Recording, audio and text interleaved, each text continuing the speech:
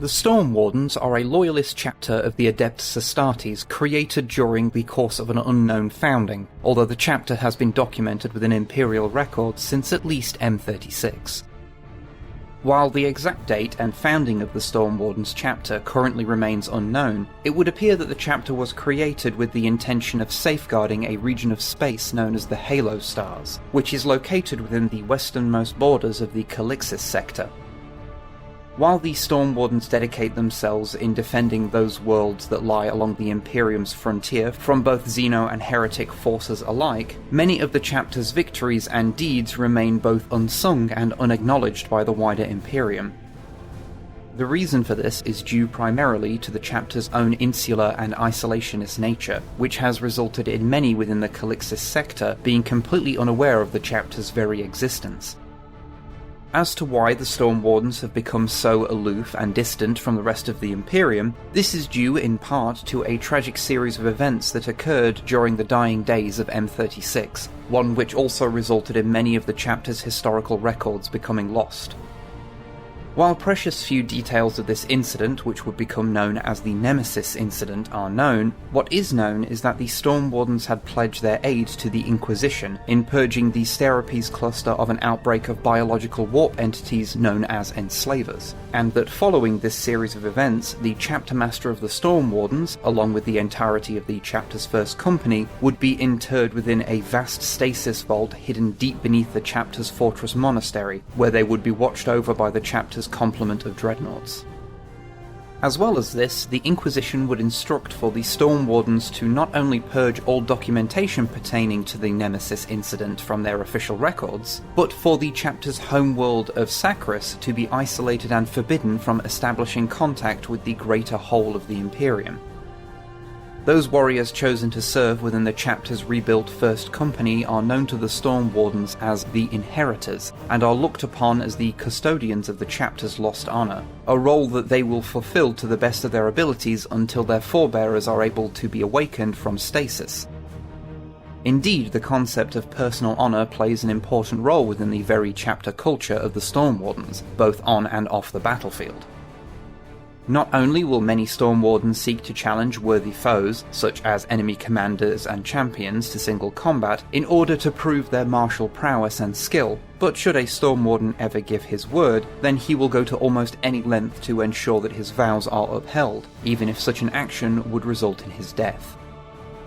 While the Storm Wardens' preferred methods of warfare are that of shock assault and close quarters combat, which is normally preceded by an intense bombardment unleashed by the chapter's heavy armour, artillery and aircraft, the Storm Wardens are nevertheless considered to be jacks of all trades, as a result of them being classified as a Codex-compliant chapter. Sadly, as a result of so many of the chapter's records becoming lost following the Nemesis Incident, the Storm Wardens have over time forgotten not only their origins, but also the identity of their parent legion and primogenitor Primarch. So from which of the first founding legions could the Storm Wardens be descended from?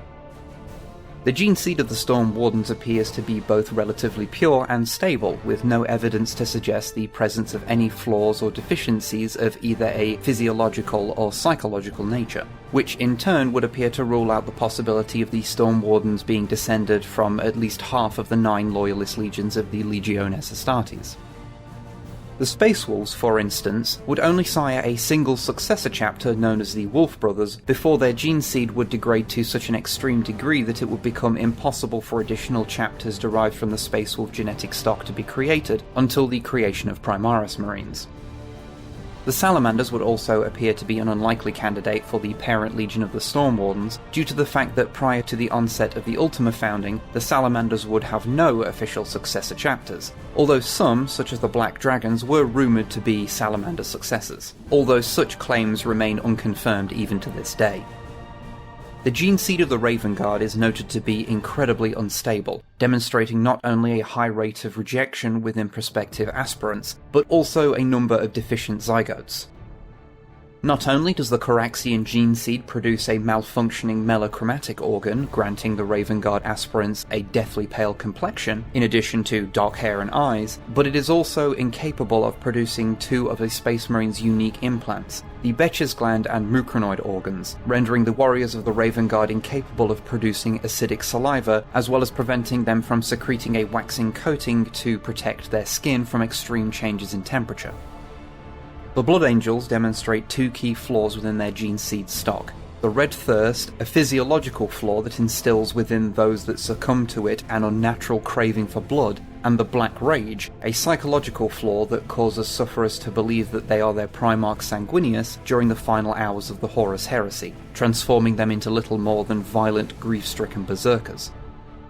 While the gene seed of the Imperial Fist boasts a high level of stability in comparison to those of other legions, it still harbours a number of deficient zygotes, resulting in Dornian gene seed being unable to produce the Betcher's gland or Sus-An membrane, the latter of which being an organ that allows Astartes to undergo a state of suspended animation, usually as the result of severe physical trauma. Because of the relative purity demonstrated by the gene seed of the Storm Wardens, this would appear to suggest that the chapter is descended from either the Ultramarines, Dark Angels, White Scars, or Iron Hands. Of these aforementioned chapters, the most likely candidate, if purely from a statistical standpoint, is that of the 13th Legion of the Legiones Astartes, the Ultramarines. This is due primarily to the fact that an estimated 70% of all Space Marine chapters are believed to descend from Ultramarines' genetic stock, for not only were the Ultramarines the single largest Space Marine legion, which in turn allowed them to give rise to the largest number of successor chapters over the course of the Second Founding and beyond, but the gene seed of the Ultramarines is also said to be amongst the purest and most stable of the 9 Loyalist chapters, making it an ideal choice whenever a new Space Marine chapter is to be created. As well as this, the Storm Wardens, like the vast majority of Ultramarines' successor chapters, are said to comply with the tenets of the Codex Astartes, a sacred text penned by none other than the Ultramarines' Primarch Rabute Guilliman.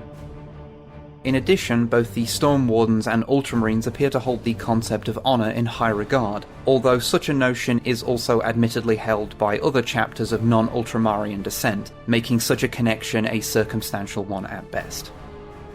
It would appear to be less likely, however, for the Storm Wardens to be descended from the First Legion of the Legiones Astartes, the Dark Angels. Whilst the gene seed of the Dark Angels is noted for its purity, it was also, prior to the onset of the Ultima Founding, considered to be a fairly rare occurrence for a chapter to be created utilising Dark Angels' genetic stock. It is also important to note that the Storm Wardens appear to lack their own equivalents of a Deathwing or Ravenwing company, both of which being highly specialised variants of the First and Second companies respectively. Prior to the onset of the Ultima Founding, the Deathwing companies of the Unforgiven, the term given to denote the Dark Angels and their successor chapters, was comprised exclusively of warriors in Terminator armour, whereas the Ravenwing companies were formed mostly of fast attack units such as bikes and landspeeders. The first and second companies of the Storm Wardens, by contrast, appear to be constructed in a manner more akin to that of a traditional Codex-compliant chapter. In addition, the Storm Wardens also appear to have never taken part in the Hunt for the Fallen, those members of the original Dark Angels Legion that turned traitor during the Horus Heresy, although it has been suggested that some Dark Angels successor chapters, specifically those from later foundings, may also be unaware of the Fallen, though this in itself remains unconfirmed. A more likely possibility is that the Storm Wardens are in fact descended from the 5th Legion of the Legiones Astartes, the White Scars, due to multiple factors. The first, and admittedly weakest of which, is that the chapter iconography of the Storm Wardens, a stylized lightning bolt, is similar to that sported by the White Scars, save for a number of minor differences such as colour. Indeed, a number of successor chapters are known to base their heraldry off of the ones utilised by their parent legions. For example, the sigil of the Crimson Fists is identical in all aspects to their primogenitors, the Imperial Fists, except in terms of colour, while the iconography of the Knights of the Raven is near indistinguishable to that of their parent legion, the Raven Guard. However, it is worth mentioning at this time that a number of chapters are known to have heraldries similar to one of those of the first founding chapters, despite having no genetic connection existing between the two. The Iron Fists, for instance, despite their chapter sigil being nearly identical to that of the Imperial Fists, are actually an Iron Hands successor chapter, whereas the Hawklords chapter, despite their iconography being similar to that of the Raven Guard, are themselves descended from the Ultramarines. A stronger connection between the Storm Wardens and White Scars, however, can be found in the fact that the White Scars are themselves known to make frequent use of storm and weather-based idioms and monikers, a practice that can be traced all the way back to the days of the Great Crusade. For instance, the 5th and 9th Company of the modern-day White Scars chapter are known respectively as the Storm Wraith and Storm Bolt Brotherhoods.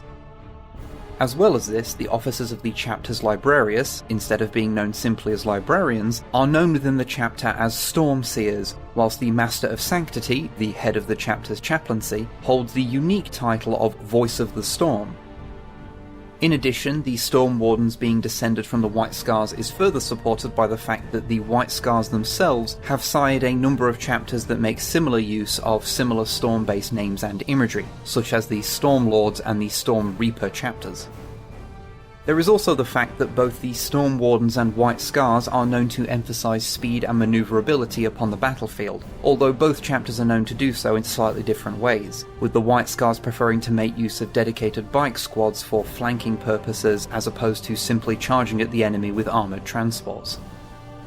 Nevertheless, it should be noted that the White Scars are not the sole first founding legion to give rise to a successor chapter that makes use of storm-based imagery or terminology, as shown with the Stormhawks and Storm Giants chapter, which are allegedly, but by no means confirmed, to be descended from the Raven Guard and Salamander legions respectively. But if the White Scars are in truth not the parent legion of the Storm Wardens, it is still nonetheless possible for the chapter to be descended from the 10th legion of the Legiones Astartes, the Iron Hands. Initially, such an idea may seem somewhat unlikely, for the Iron Hands, along with a number of their successor chapters, are not only notorious for their zeal in replacing various body parts, such as limbs and eyes, with cybernetic prosthesis, even if there is no medical reason to do so, but are also known to display a mindset which is seemingly ruled over by a brutal and cold-blooded logic, a pair of psychological traits that appear to be absent within the Storm Wardens. However, it is important to note that not all Iron Hands successor chapters are said to exhibit such, for want of a better term, mechanical characteristics. The Star Dragons, for example, instead of embracing the cold logic of the Iron Hands, are known to be guided by their emotions and passions both on and off the battlefield. Despite this, there are some potential connections between the Iron Hands and the Storm Wardens. The first of which is demonstrated with a number of similarities between their respective combat doctrines. A favoured tactic employed by the Storm Wardens, for instance, is to employ the use of heavy artillery and tanks to pin the enemy in place so the chapter's transports can move in and unleash their passengers in a devastating assault. The Iron Hands are also well known for employing high numbers of tanks, heavy weapons and dreadnoughts in battle, which are utilised in a similar such fashion. In addition, the Storm Wardens are known to have an unusually high number of Tech Marines within their ranks, which has led some to suspect that the chapter demonstrates a much closer relationship with the Adeptus Mechanicus than what is usually expected from a typical Space Marine chapter. This is again similar to the Iron Hands, who not only share extremely close ties to the Adeptus Mechanicus, but even include a unique rank within their chapter known as Iron Father, which essentially combines the role of both Tech Marine and Chaplain into one. It is these Iron Fathers who make up the bulk of the Iron Council, an assembly which serves the Iron Hands in lieu of a dedicated chapter master. There is even a possibility, albeit a minor one, that the very name of the Storm Wardens chapter was derived from the original epithet borne by the 10th Legion, the Stormwalkers. Furthermore, the chapter heraldry of the Storm Wardens, a stylized lightning bolt, could have been potentially inspired by the sigil of Clan Vergan, one of the original clan companies of the Iron Hands Legion. After all, both the Brazen Claws and Red Talons, who are themselves confirmed Iron Hands successor chapters, take their heraldry from that of Clan Morrigal, which would appear to support the idea that the Storm Wardens could have done something similar in regards to their chapter sigil. In addition, the warriors of Clan Vergan, much like the Storm Wardens, are known to be rather isolationist and aloof in comparison to the rest of their chapter, despite having a proud and noble history, further suggesting a connection between the two. However, what makes this particular idea somewhat unlikely is that while the Brazen Claws and Red Talons share heraldry with Clan Morrigal, this particular company is no longer part of the modern-day Iron Hands chapter, whereas Clan Vergan currently serves as the chapter's 9th company. Admittedly though, it's not completely outside the realm of possibility for an Iron Hands successor to adopt the heraldry of a company that still currently serves within the modern-day incarnation of the chapter, although it would nonetheless seem somewhat unlikely. As well as this, the lightning bolt sigils of Clan Vergan and the Storm Wardens are shown to be only superficially similar to one another, although it is also possible that such a design could have changed in small yet subtle ways over time. Whatever the truth may be, the Storm Wardens will nonetheless continue to defend the worlds of the Calixis sector against the Imperium's foes, even if their actions will forever remain unsung and unacknowledged by the people that they are sworn to protect. What do you think? Leave a comment below, and thanks for watching.